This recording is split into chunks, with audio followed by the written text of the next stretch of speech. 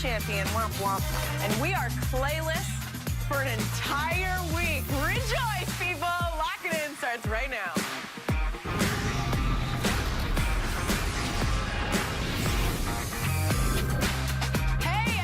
Happy Monday. Welcome to Lock It In, the show that puts its money where its mouth is. I am your hostess with the mostest, Rachel Bonetta. Joining me today and every day, former Caesars odds maker and real deal Holyfield Vegas sharp, Todd, Mr. Perfect Furman. You literally hit every single one of your bets this weekend. 7-0. How do you do it, sir? You know, every now and again, regression works out in a positive manner, Rachel, and the dartboard pays off dividends. I needed every one of those wins because Sal proved to be a worthy adversary. That's what I tell myself every single day. Host of Speak for Yourself with Whitlock and Wiley and Ball State's biggest fan besides Dave Letterman, Jason Whitlock, who is in this week for Clay Travis, who is away in London. Looking forward to having you here with us. And our final panelist is an Emmy Award-winning writer and television personality who appears regularly on Jimmy Kimmel Live, cousin Sal. Sal, did the Repo guys come and take your crown yet, or do you... You know, I told myself I was going to be okay with this, and I'm actually very jealous now watching. I really hope I can get through this show and the whole week. Well, I'm sure he will be rubbing it in the entire show. So we have that to look forward to. All right. See that bar above me that tracks the guys' money and bets throughout the show? They started the week with 1,000 and much more on that later. But first, the suspense is almost too much, so we're just going to have to do it. The winner of Lock It In for the third time is obviously Todd Furman. Congratulations on getting back to the top. Any advice for Jason as he embarks on his week on Lock? You know what, Rachel? I'm glad I was able to let Sal borrow my crown. And Jason, normally I tell you there's a lot of pressure to be in that seat, but you're lucky. There's absolutely none because a blind squirrel could pick more winners than Clay Travis. So aside from being overdressed for our fine program, you will fit in quite nicely around these parts. Yeah, look at that tie. You're really standing out. Luckily, I am a blind squirrel, so you guys are in luck with my pick this week. It all works out. All right, Todd, your reward is one future bet that cannot hurt you in the season standings. What is your winning bet? We are going to go to NBA win totals, and it's Fear the Deer with the Milwaukee Bucks. Over 48.5 wins this season. You look at the talent level that's there. That's never been in question. You worry more about the man making the decisions on the sidelines. They go out and they get Mike Budenholzer to come in and fill in as their head coach. You talk about a guy who did more with less in Atlanta. I really believe the Bucks are at minimum a 50-win basketball team. They'll win the Central, and I think they'll have a chance to flirt with 55 to 60 victories. All right, there you go. It's your third future bet. You've won 3 times on this show. Sal, before we move on, do you have any parting words for your crown? Do you want to blow it a little kiss, or what would you like to do? I think, back me up, Whitlock. Doesn't he look like Jughead from the Archie comics? Put that on again, Furman. You know what? Sal, if beating you makes me look like Jughead, I'm happy to be Jughead every single week this show is on the air. Don't worry, Todd. He's just going to be sour all week. We'll just have to deal with it. So bitter. So bitter. All right, it's time to get to the day's top stories, which means it's time to handicap the headlines. In what was a thrilling Sunday night game, the Patriots defeated the Chiefs 43-40 with a last-second field goal to move to 4-2 on the season. New England quarterback Tom Brady knew that when the Chiefs scored to tie the game, he would have enough time to get the win. Listen to this. Tyreek was running the score. I said, good, score quick. Because then we had, enough time. They had one timeout left and gave us a little time to go down and kick the field goal. Just to be able to go against the best, you want to compete against them every single day, and we got down, put ourselves in a huge hole. I'm just proud of my team on how we fought to get back in the game. We had the lead at one point, and we ended up not coming out with the win, but just that fight is something you can carry on to the rest of this season. I would pay money to hear what those two said to each other at the end of the game. The Chiefs suffered their first loss of the season as Mahomes threw for 352 yards and 4 touchdowns, and Brady threw for 340 yards and a touchdown. Todd, are these teams a lock to meet in the AFC Championship game? What do you think? One of these two teams is a lock to get there, and that's the New England Patriots. You look at this offense right now that's humming on all cylinders. They've scored 35-plus points in 3 straight games, the first time since 2014. Patriots offenses, though, Rachel, they're extremely scary with balance. And in Sony Michel, they found a game-breaking running back to go along with Josh Gordon, Rob Gronkowski, and, of course, Julian Edelman. The rushing yards there speak for itself. You're looking at the way that it can score inside the 5-yard line. And if New England gets a defense that can be even top 20 caliber, they're headed to the AFC Championship. I still have major reservations about Kansas City and the historically bad pace they're on defensively. Just puts too much pressure on a young quarterback in Patrick Mahomes. Yeah, shame, shame, shame on the Chiefs for punting yesterday. Don't they know they can't do that in the 2018 version of the NFL? Look at the overs, 9 and 6 since last Monday. 3 night games all went over. Vegas is going to need to adjust, and they're going to need to adjust to Tom Brady, who, as Todd said, averaged 40 points per game over the last 3. Look league-wide, 48 points per game is the average and 730 yards. If that holds up, that's a record. And as far as this matchup, I would take Pats Chiefs minus 200 even as the AFC Championship matchup over anything else. Look, I'm a Chiefs homer, but I don't think either one of these teams are locks, and that's not a knock on either one of those teams. I think it's about how deep the AFC actually is. I think the LA Chargers are going to have something to say in the AFC.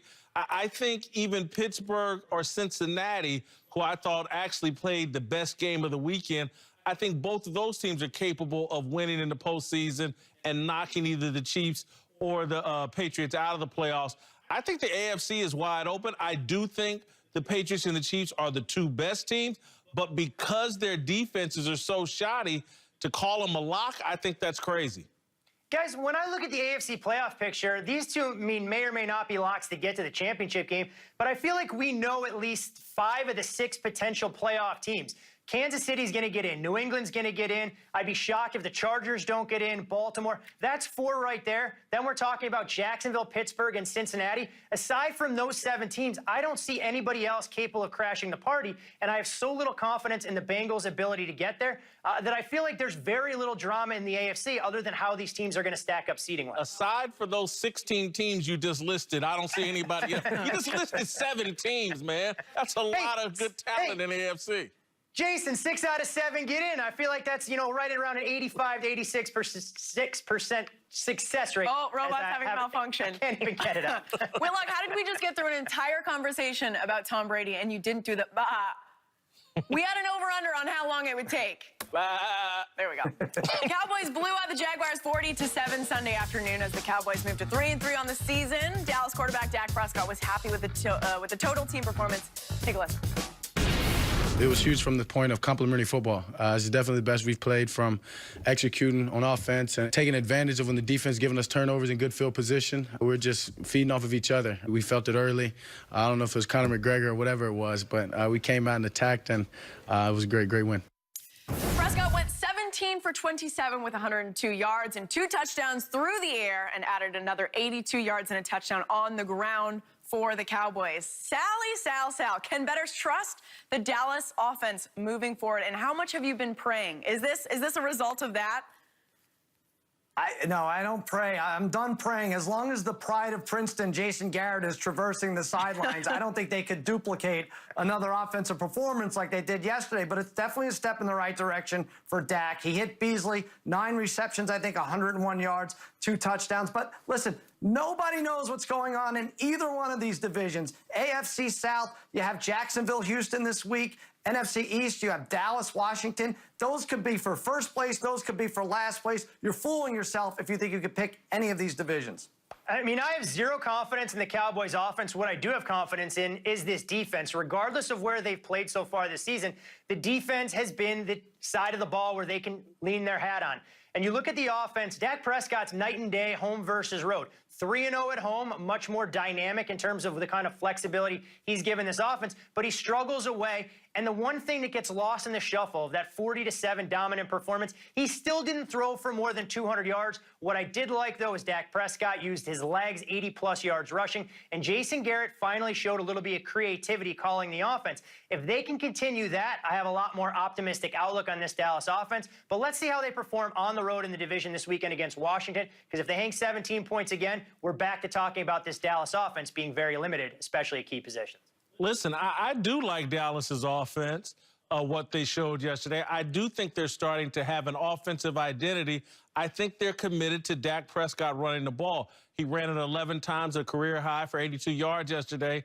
And that, coupled with his timely passing game, that's enough offense. If you listen to that broadcast of that game, Tony Romo called the game. And Tony Romo, clearly friends with the Dallas organization, friends with Jason Garrett. And throughout that game, Tony kept trying to sell Jason Garrett and the offense's creativity throughout that entire game. I think they have come up with an offensive identity, come up with a game plan. They've added some creativity. Again, are they going to score 40 points again this season? Probably not. But is that an offense that can score 24 to 28 points like the rest of the league moving forward? I think so. Jason, that was Tony Romo. He was being diplomatic. He was being a nice guy. Jason Garrett went for it on 4th and 1 from the 42. The exact scenario we should have came through with last week. He did, except they were up like 34 points this week. How could you say they have any identity? They're so sketchy from week to week. The identity is Dak running the ball and adding that to their offense. Anytime your quarterback runs the ball 11 times in this league, that's not on accident. That's by design. That's something else for defensive coordinators to think about. And I think it's the added dimension. When you don't have a number 1 wide receiver, you got to have a quarterback that makes plays with his legs. P.S. I made a joke last week that Sal should tell Tony Romo, because he was watching this show, about how he should come back and start playing. And Sal says, oh, I'll just text him after. Sal sent me a screen grab of an actual conversation he was having with Tony Romo asking him to come back to the Cowboys. It was a very real thing. I felt a little bit dumb. Moving on. You know what? I'm never telling you anything ever again, Rachel. Good job. In a game that went down to the final drive, the Steelers beat the Bengals 28-21 to move to 3-2-1 on the season. Pittsburgh quarterback Ben Roethlisberger knew that his Steelers would have a shot to win the game when they got the ball back. Take a listen. That was fun, you know, when they scored, to look up and see 3 dots by your thing with 3 timeouts and 122. Say if they're going to score now so they can give us some time. And, you know, there's just no real panic. Man, that's big-time AFC North football. Man, we're humbled to be a part of this series. We respect it. We realize it's good for the game of football. And you just saw why it's good for the game of football. Jason, what should gamblers take away from this game? What do you think? I think they should take that the Steelers and the Bengals are for real, and particularly the Bengals. And I know they lost that game, but I like the way they played. I like the way both teams played. I think the reason why Mike Thomas is expressing so much pride is because it was a great, clean, physical, highly competitive football game. None of the extracurricular activities that have marred some of those games. And so I take both of these teams a little bit more seriously. Of any of these teams, I'm less confident of Big Ben and the Pittsburgh Steelers because Big Ben is a little shady to me or a little inconsistent to me. He does too many stupid things. Played a very good game yesterday, but I don't trust Ben. But I like both of these teams, and I really like the Cincinnati Bengals, and I know that's crazy given Marvin Lewis's playoff history, but I take both of these teams seriously if I'm a bettor. Well, Jason, you got half of your argument right, talking about the Steelers being a legitimate contender in the AFC, but the Bengals are going to continue to bangle, especially against the Steelers. They'll have their hands full on Sunday night when they go to Arrowhead to take on your beloved Chiefs. I look at the Steelers, though, and what James Conner is doing in the backfield is nothing short of astounding. His 7 rushing touchdowns through 6 games put him in such elite company alongside Franco Harris and Jerome Bettis for the most in Steelers history. Le'Veon Bell, who I know they're going to need Bell as the games have more and more importance down the stretch. But the biggest thing about the Steelers is the last couple weeks, their defense is getting back to basics. And when you talk about this Mike Tomlin-led defense, they don't have to be elite, knowing how good the offense is and their ability to score and score quickly. Just be top 15, top 10 is a bonus. And I think their ability to put pressure on opposing quarterbacks is going to keep them in a lot of football games. I know everyone was ready to hit the panic button with the Steelers after the first 2 weeks. All appears right, at least for now, in the Steel City.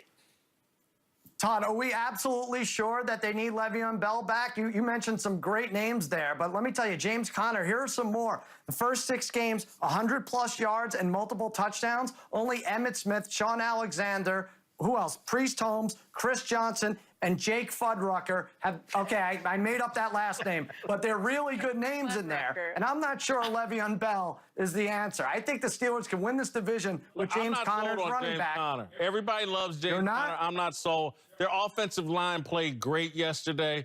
I'm not 1,000% sold on James Conner. He's a nice back. I don't think he's special. They need Le'Veon Bell. It's pretty special on my draft a lot of percent. team, that's for sure. All right, let's move on. The Chargers beat the Browns 38-14 Sunday afternoon in Cleveland. Browns quarterback Baker Mayfield was held to 238 yards passing with 1 touchdown and 2 interceptions. Mayfield knows that the Browns have to do better with their in-game adjustments. Listen. You're not always going to have a perfect day. You're not always going to have the day you envision, but you got to be a great in-game adjuster at this level to whatever they're throwing at us. We have to react to it and play well. And I'll be the first to tell you I didn't do that today. Sal, should you be wary of betting on Baker and the Browns moving forward? And hold on, I have one thing to show you. I still love Baker. No, you don't. Know that. No, you don't. It was painful, but I still love him. I could see this crush disappearing. 7 turnovers, 3 games. You were in love with him, but now he's got a mole on the bridge of his nose. He stopped showering. Moles can be beauty you marks. invited him to meet your parents. He's swearing in front of your mother. You're going to drop him. And here's the other thing. The league has dropped him. Vegas has dropped him all the way down to 3rd favorite in the Rookie of the Year odds. Yeah. Saquon Barkley he's 2nd favorite, plus 125. Saquon Barkley, who I gave out on this show at 6-1 odds a week ago, is now the leader at minus 110, and he's taking that trophy, or whatever it is, a ring.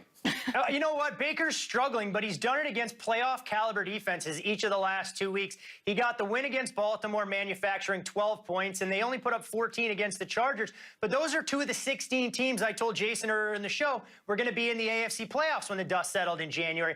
I think we need to try and take a wait-and-see approach. We know rookie quarterbacks are going to have a lot of uneven performances. If Baker struggles again this weekend against the much-maligned Tampa Bay Bucks and that porous secondary, then I think we can start to hit the panic button. But yesterday, he was down a lot of his key cogs in the receiving game. He held onto the football a little bit too long, and he was dealing with a hobbled ankle sliding on a down marker in the middle of the second quarter.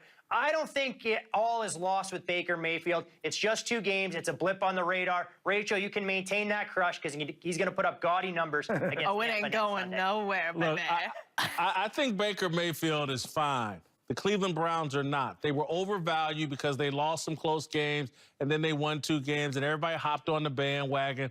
The Browns are still the Browns. They have a good defense. I don't think they have enough offensive personnel to be consistent week to week.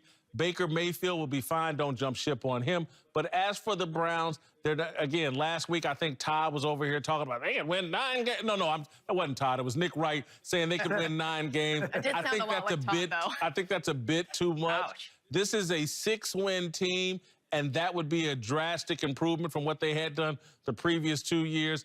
That's how you have to see the Cleveland Browns. It's a 6-7-win team, not anybody's playoff threat, not some team that's, oh, my God, flying under their radar and really good.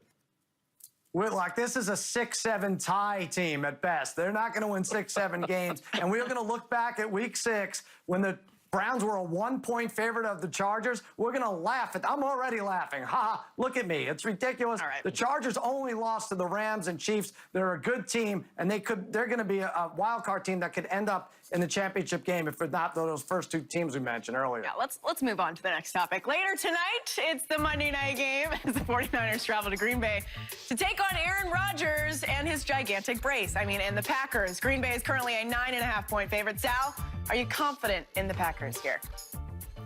Yeah, I don't know. Rodgers 5-1 on Monday Night Football, 16 touchdowns, 2 interceptions. He has like 122 passer rating.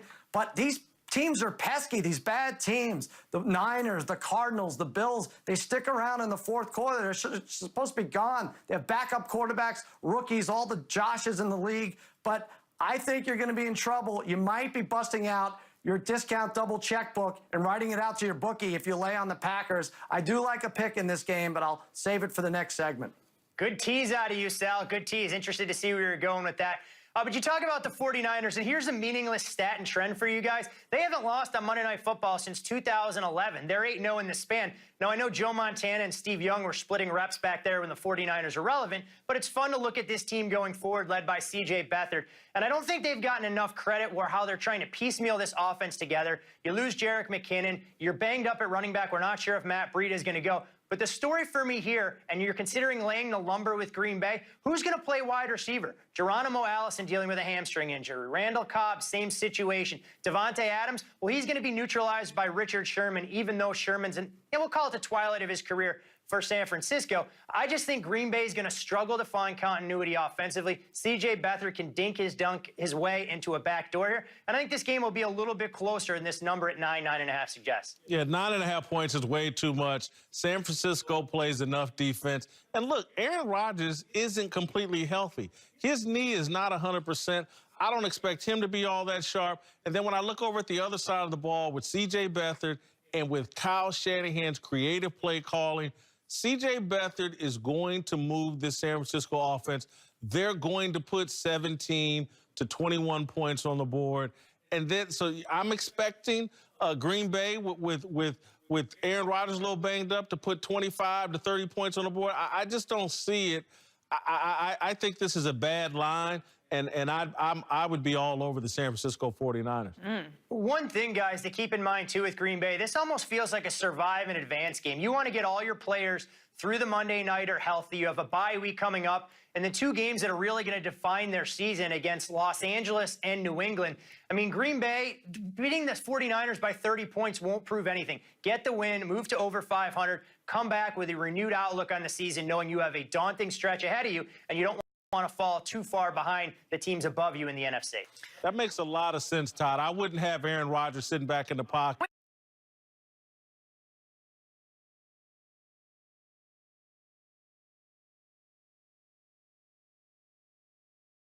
We come back to lock it in. 9 bets, 3 men, but only one was perfect. And speaking of perfect, I'll be here when you get back too. So stick around. Whoa.